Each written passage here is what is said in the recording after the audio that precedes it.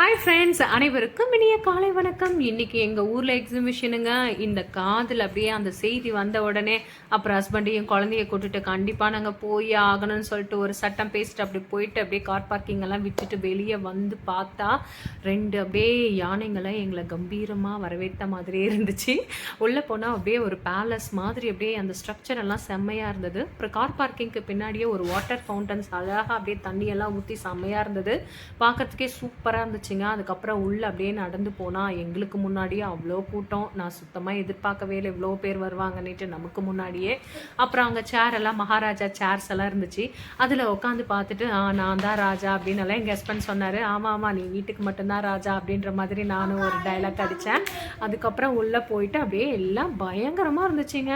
அப்படியே டால்ஃபின் வந்து அப்படியே தண்ணியிலேருந்து குதிச்சு அந்த பாலை வந்து கேட்ச் பண்ணால் எப்படி இருக்கும் அது மாதிரி எல்லாம் நிறைய சிற்பங்கள், நிறைய விலங்கு, ஃபுட் கோர்ட்டு எல்லாமே இருந்துச்சு. எல்லாமே பார்க்கறதுக்கு ரொம்ப சூப்பராக இருந்துச்சு. அந்த சிங்கம் வந்து அப்படியே எனக்கு கடிக்கிற மாதிரியே இருந்துச்சுங்க.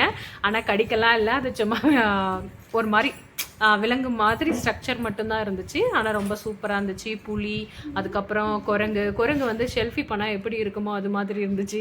அது நானும் எடுக்கும் போது நீயும் அது மாதிரி தான் இருக்கன்னு எங்கள் ஹஸ்பண்ட் சொன்னார். சரி, நம்ம மைண்ட் வாய்ஸ் எல்லாம் அவருக்கு கிட்டத்தட்ட எல்லாம் தெரியும் இல்லையா.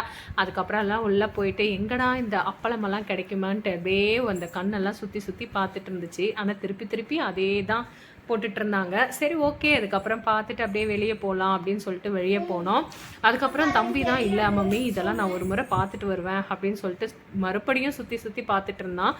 அதுக்கப்புறம் என் பொண்ணு போயிட்டு அந்த கத்தியெல்லாம் டச் பண்ணிட்டு விளையாடிட்டு இருந்தான். அதுக்கப்புறம் நிறைய வந்து கிட்ஸுக்கு தேவையான சொல்லவா வேணும் அந்த அளவுக்கு வந்து விளையாட்டு சாமான்கள் எல்லாமே இருந்தது.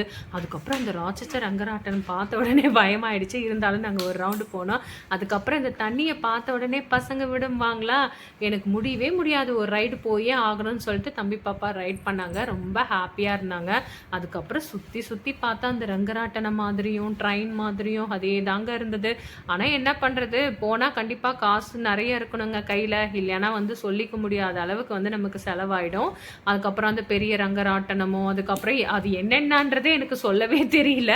அந்த அளவுக்கு வந்து பசங்க வந்து விளையாடுறது நல்லா இருந்தது. அதுவும் இது பார்த்த உடனே அந்த ஹார்ட்ஸ் எல்லாம் பார்த்த உடனே எனக்கு ரொம்ப சந்தோஷம். அதில் நானும் எங்கள் ஹஸ்பண்டும் அப்படியே எதிர்த்து நின்று உட்காந்துக்கிட்டு ஜாலியாக ரைட் பண்ணோம். அதுக்கப்புறம் இந்த ட்ரெயின் மாதிரி இருக்கிறது இதில் எல்லாம் வந்து பசங்க நல்லா என்ஜாய் பண்ணாங்க. ஆனால் கண்டிப்பாக ஒரு முறை நீங்கள் விசிட் பண்ணலாம். ரொம்ப சந்தோஷமாக இருந்துச்சு. ஃபேமிலியோடு போனால் நல்லா என்ஜாய் பண்ணிட்டு வரலாம்.